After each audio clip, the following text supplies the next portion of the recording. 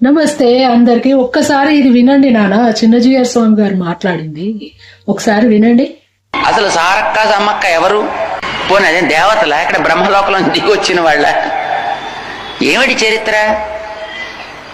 అదేదో ఒక అడవి దేవత, ఏదో ఒక గ్రామ దేవత.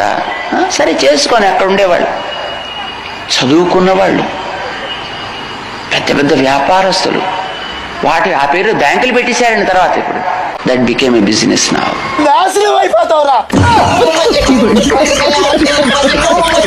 అయిపోయి చిన్నజీయర్ స్వామి గారు, ఇది మీరు మాట్లాడారా లేకపోతే మీ మీద ఎవరైనా కావాల్సుకొని ఇది ఫేక్ గా తయారు చేసి రిలీజ్ చేశారా?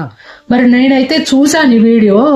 మరి మీరు చెప్పండి నాన్న, ఇది నిజమైన మాట్లాడింది లేకపోతే ఇది ఫేక్ అనేది మీరే చెప్పాలి.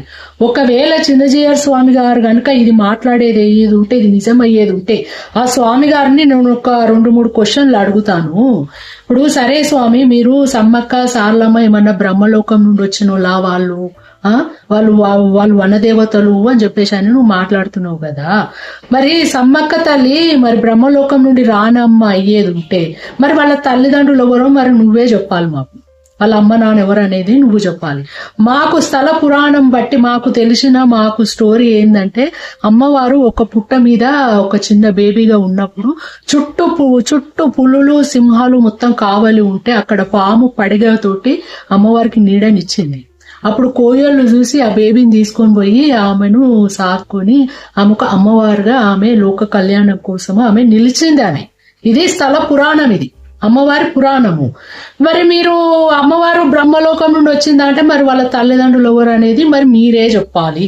మీరు గొప్పోళ్ళు కదా, మరి మీరే చెప్పాలి. ఇంకొక సెకండ్ ఒకటి అడుగుతా స్వామి. ఇప్పుడు రాములవారు ఉన్నారు, ఆయన మానవ రూపం ఎత్తే కదా, అయోధ్యని ఏలి మానవ రూపకంగా ఉండే ఆయన ఒక దేవుడిగా వెలిసిండు కదా. ఎందుకు? లోక కళ్యాణం కోసమే కదా మానవ రూపం ఎత్తింది.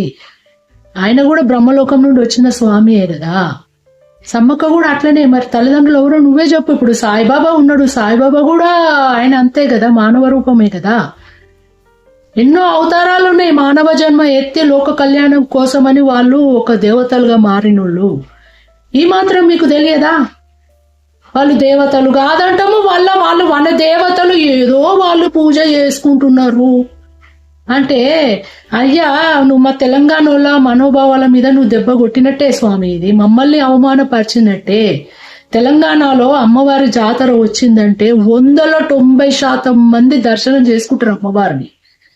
ఒక్క హైదరాబాద్లోనే, నల్గొండలనే కొంచెం తక్కువ ఉంటారు భక్తులు. కానీ కరీంనగర్, జనగాము, వరంగల్, సిద్దిపేట, మహబూబాదు, అవన్నీ ఆదిలాబాద్, అవన్నీ మొత్తము డిస్టికే ఖాళీ అవుతాయి తెలుసా.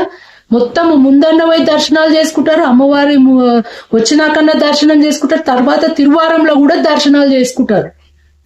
ఇవన్నీ మన నమ్మకాలు కదా, అమ్మవార్లు దేవతలనే కదా. మీరు ఎట్లా మాట్లాడతారు ఈ మాట?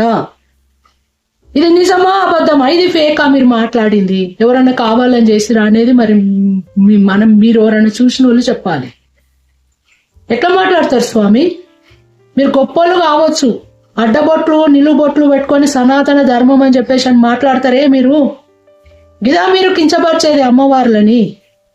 ఇంతమంది నమ్మకంతో పోతామే. వేరే రాష్ట్రాల నుండి కూడా ప్రజలు వస్తారే, ఇతర దేశాల నుండి కూడా అమ్మవారి దర్శనం కోసం వస్తున్నారే. వాళ్ళు బ్రహ్మలోకం నుండి వచ్చిండ్రా? మరి నువ్వే చెప్పు. మరి తల్లిదండ్రులు ఎవరో, సమ్మక్క తల్లిదండ్రులు ఎవరో? ఏం మాట్లాడతారు స్వామి మాటలు ఇవి? ఏమన్నా అర్థం ఉండాలేమన్నా? మరి మా ఛానల్స్ వాళ్ళకు మరి బుద్ధి లేని వాళ్ళు, మరి మా తెలంగాణ ఛానల్స్ వాళ్ళు మరి నోర్లు పడిపోయినాయా మీకు? ఇంత అవమానంగా మాట్లాడితే, ఇంత సమ్మక్క తల్లి అని చెప్పి ఇంత ఒలుస్తామే మనము. అమ్మ వాళ్ళని ఇంత కించపరిచి మాట్లాడితే ఒక్కడన్నా మాట్లాడాడే? ఒక్కడిది తప్పనడే? ఇవాళ ఈయన మాట్లాడిండు, రేపు ఇంకోరు మాట్లాడతారు.